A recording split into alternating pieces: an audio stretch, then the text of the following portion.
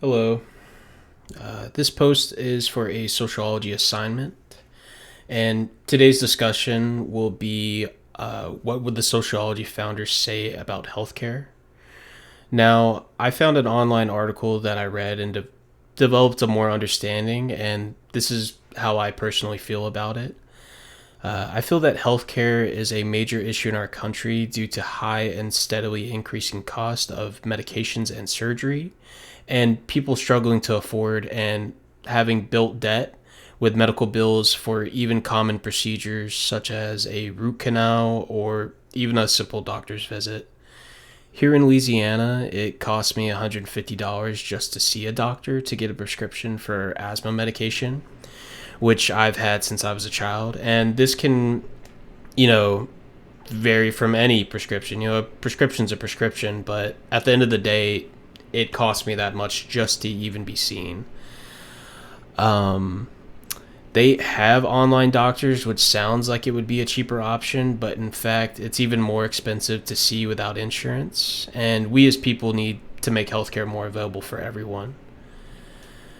Now, here I have a chart listed. This was based off in 2015, but as you can see, the US spends 5% GDP more than the most next expensive country. So obviously, there's an issue here.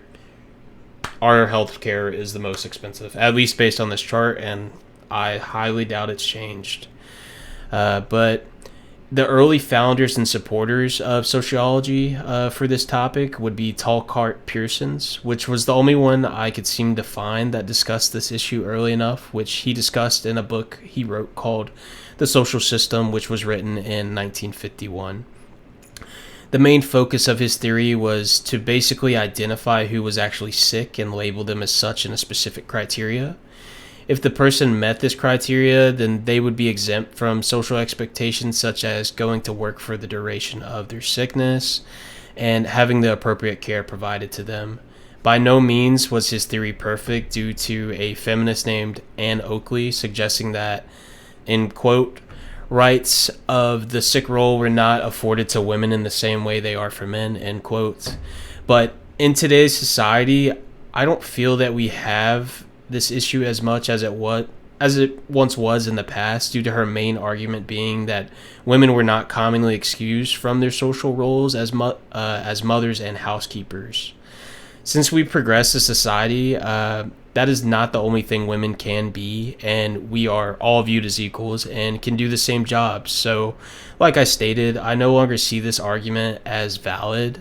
I would love to hear other people's opinions and perspectives on the matter, though. Parsons also believed that paternalism, where the doctor has a high degree of control over the patient, was the best relationship between patient and doctors, but did also mention that mutuality, consumerism, and default were also valid.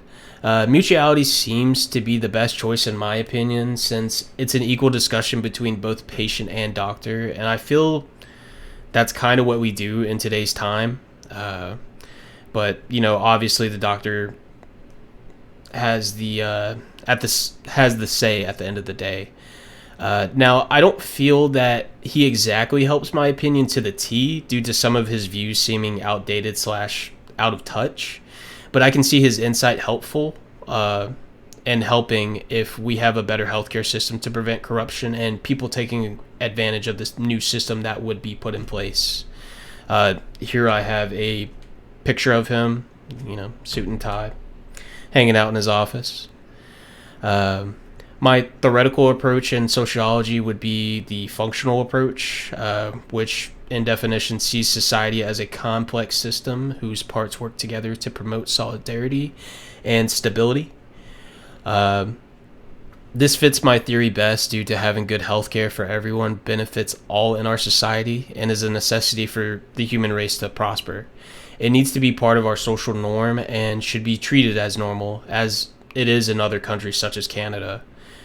The only issue I can see in my theoretical perspective would be how others would try to take advantage of the system, since some already do for unneeded painkillers and other drugs people abuse.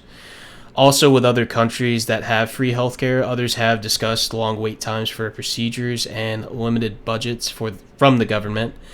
It sounds perfect on paper, but definitely needs work. But comparing the options we have now in America, I can still see it as the better option than paying out of pocket. Thank you for listening, and have a good day.